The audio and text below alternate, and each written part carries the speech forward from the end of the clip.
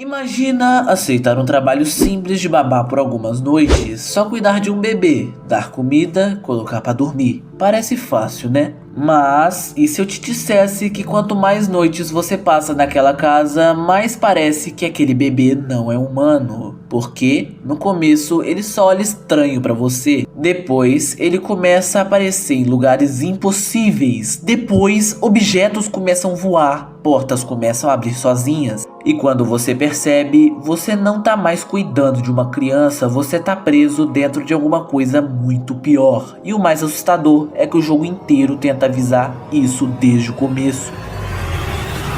Os livros espalhados pela casa, os símbolos na parede, as sombras observando você no escuro, tudo aponta para uma única coisa: aquele bebê já estava esperando você chegar. Então hoje nós vamos passar por todas as noites do bebê de amarelo e entender a rotina absurda daquele bebê. Então sejam muito bem-vindos a The Baby in Yellow.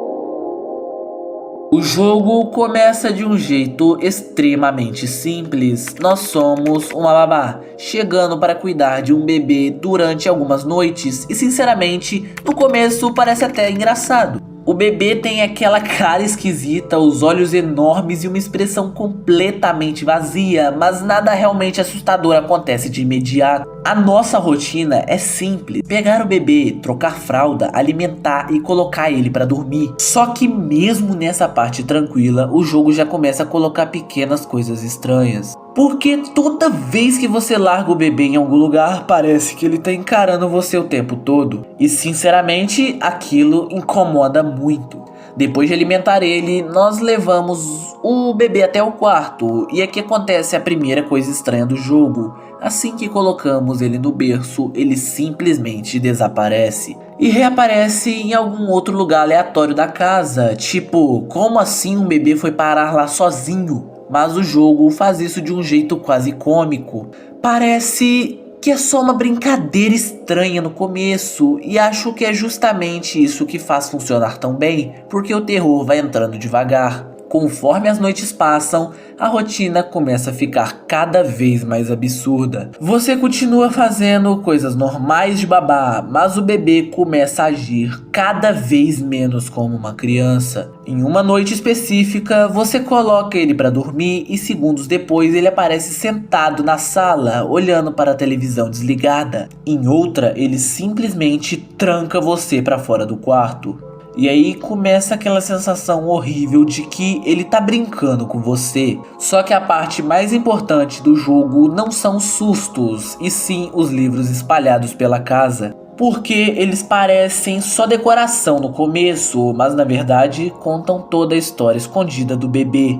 Um dos livros fala sobre uma entidade chamada Hathor, o Rei Amarelo. Uma criatura ligada à loucura, manipulação e caos. E é aqui que tudo começa a fazer sentido, porque o bebê usa o amarelo o jogo inteiro.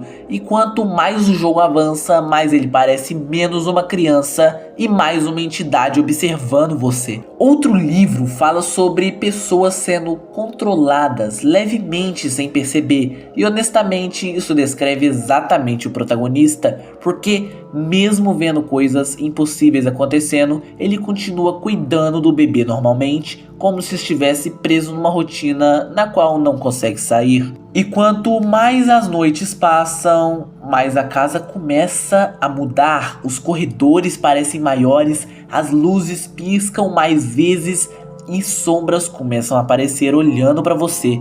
Em alguns momentos, o bebê simplesmente usa foco em telecinese para jogar objetos pela casa inteira. E o pior é que ele parece se divertir com isso. Tem uma cena muito boa onde você tenta colocar o bebê para dormir, mas ele começa a levitar no quarto. E nesse momento, o jogo praticamente abandona qualquer dúvida. Aquilo não é uma criança normal, só que o jogo fica ainda mais pesado quando entendemos o simbolismo da rotina. Porque toda noite segue quase os mesmos passos: alimentar, trocar fralda, colocar para dormir e repetir tudo de novo, como se o protagonista estivesse preso num ciclo. E talvez seja a metáfora principal do jogo, o bebê não representa só uma entidade demoníaca, ele representa desgaste mental, exaustão, falta de controle, porque cuidar de um bebê normalmente já é cansativo. Agora imagina cuidar de algo que literalmente manipula a realidade ao seu redor.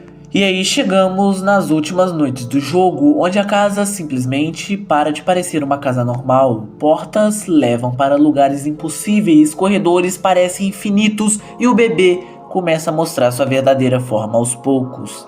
Em um determinado momento somos perseguidos por versões monstruosas dele, e é muito bizarro perceber como o jogo saiu de uma simples rotina de babá para um pesadelo surreal completo. Só que o mais interessante é que The Baby in Yellow nunca explica tudo diretamente, ele deixa perguntas no ar. O bebê realmente é Rastro?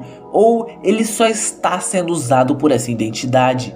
A babá foi escolhida especificamente ou qualquer pessoa que entrasse naquela casa acabaria presa naquele ciclo? E sinceramente acho que o jogo funciona justamente porque não responde tudo, porque quanto menos você entende aquele bebê, mais assustador ele fica. No final, The Baby in Yellow parece muito mais sobre perda de controle do que sobre um bebê demoníaco.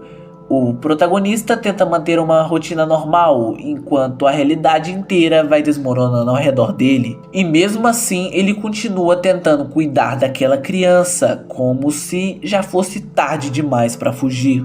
E talvez essa seja a parte mais perturbadora do jogo inteiro, porque em nenhum momento parece que o bebê quer matar você imediatamente. Parece que ele quer brincar, manipular e observar, como um gato brincando com um rato antes de acabar com ele.